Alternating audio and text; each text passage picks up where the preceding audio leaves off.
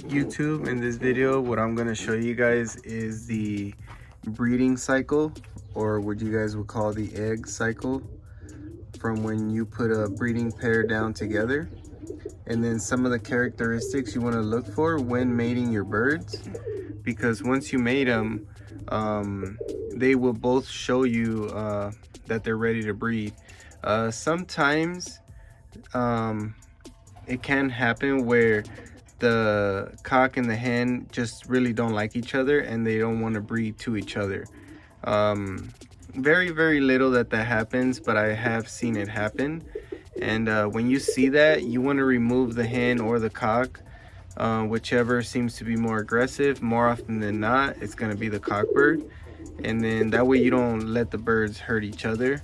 And then also you don't want to slow yourself up or, you know, get set back because the pair's not breeding to each other. So after the pair gets to know each other, what I like to do is add their breeding bowl, which they'll be breeding out of, and raise their babies. And it just it's just a good thing to let the pair know that it's breeding time.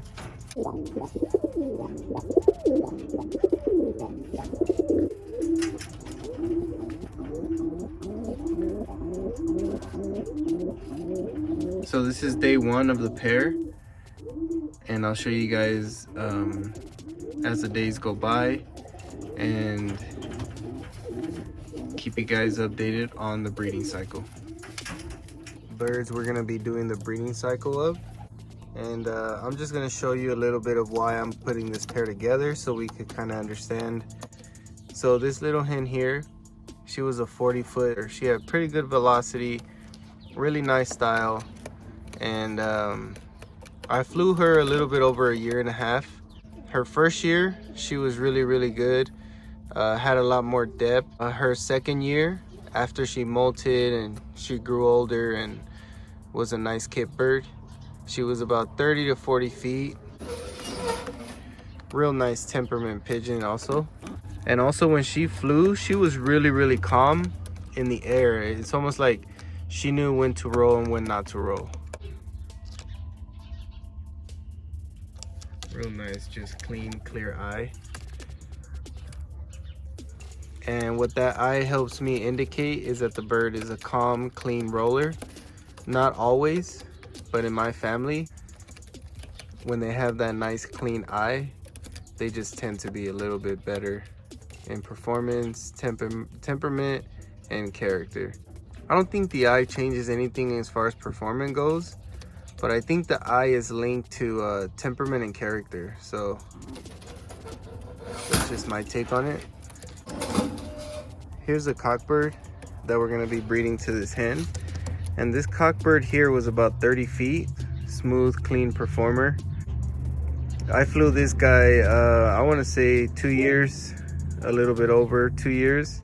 Probably wasn't the best bird in the kit, but some of his qualities were definitely some of the best in the kit.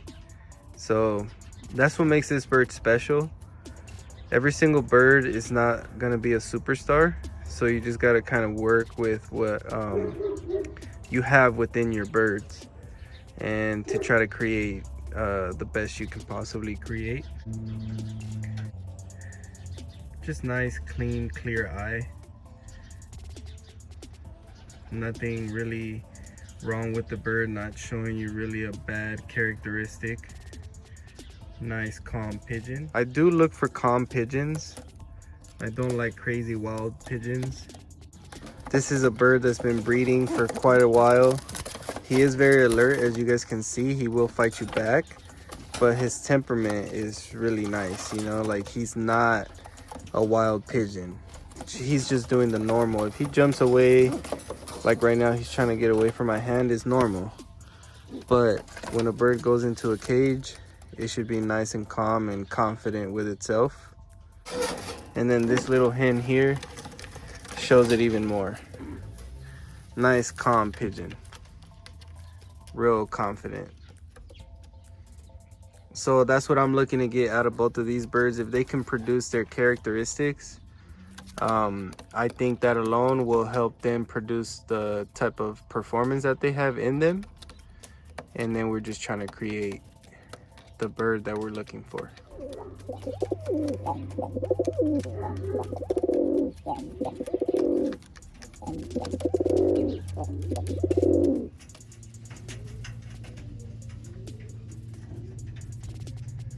Here's a pair, day 3, and they're individual. And nothing really changes. Only thing that really probably changes is going to be their behavior towards each other.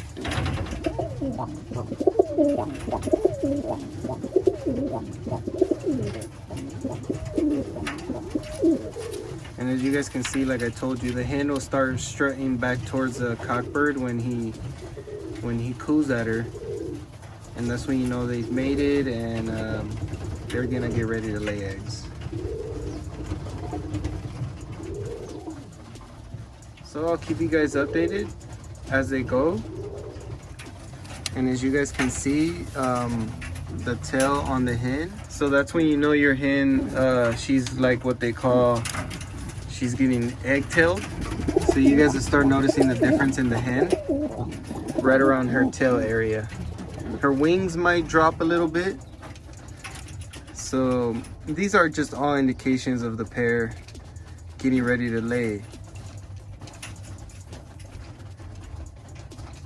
So closer to when she lays her eggs, I'll show you guys what the egg tail looks like a little better, because it'll drop. Here's what I was telling you guys about the egg tail.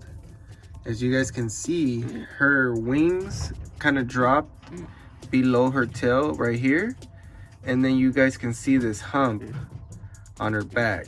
So like they get like this hump right in here, and then their tail kind of goes back flat. So that's what I call the egg tail.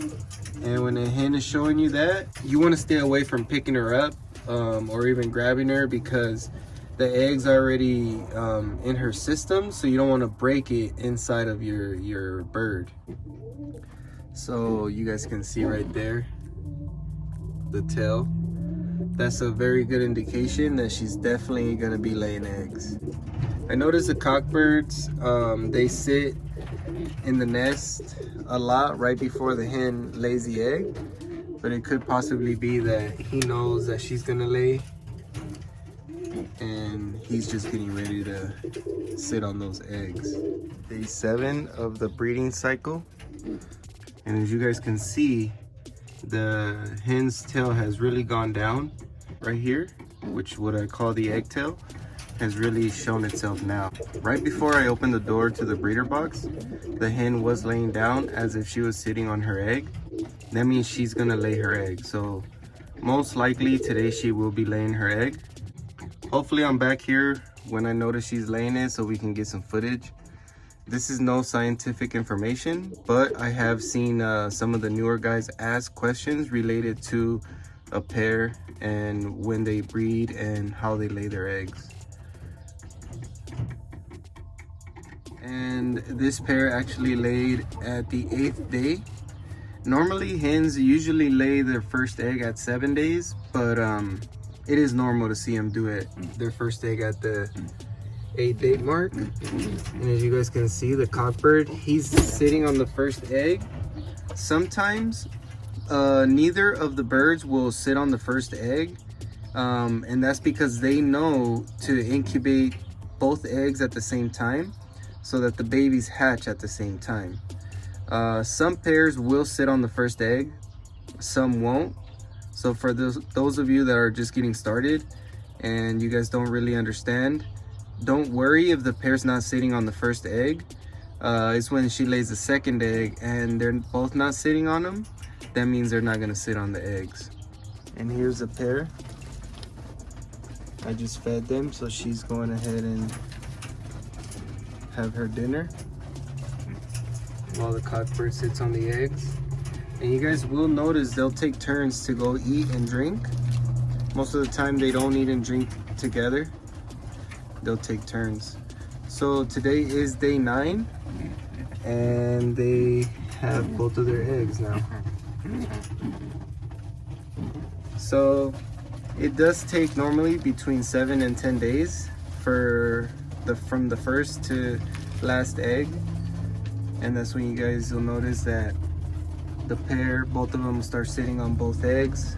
And it varies, different pairs do a little bit of different things, but with time you guys will just start noticing the difference in some of your pairs. Just sharing a little bit of what goes on with breeding.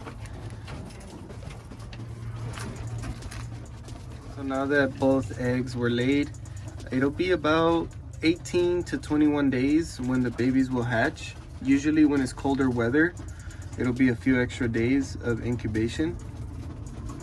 This is what I noticed too during the summer, because it's so hot, it kind of helps the breeding pairs. So they breed kind of fast during the summer and helps them hatch the babies due to the heat.